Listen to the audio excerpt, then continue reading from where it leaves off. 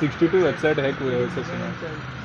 Investigating जैसे जो concern department से कंप्लेंट आता है तो अभी तक कंप्लेंट नहीं आया डिपार्टमेंट से किसी?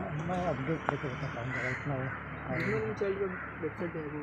हाँ, तो जिसका भी आएगा complaint will definitely register case and उसका फिर इन्वेस्टिगेशन। क्योंकि मिनिस्टर ने ट्वीट करके बताया कि उनका वुमेन एंड चाइल्ड डेवलपमेंट का जो वेबसाइट है आई वो will just check with SP sahib and आप इनसे भी will be having that. Okay Sir, any comment on Sirgaon stampede?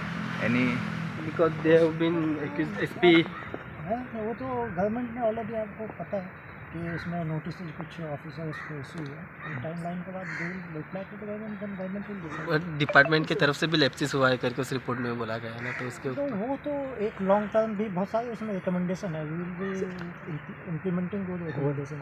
Sir दोनापल का जो केस रजिस्टर हुआ था वो इन्वेस्टिगेशन है, अभी भी चल रहा है। अभी तक किसी को पकड़ा नहीं है। वो आपको इन्वेस्टिगेशन तो चल रहा है अभी, उसका स्टेटस तो जब तक कोई हम अरेस्ट नहीं करते हैं तो कोई फ़ायदा नहीं बताने का, but we are still on it.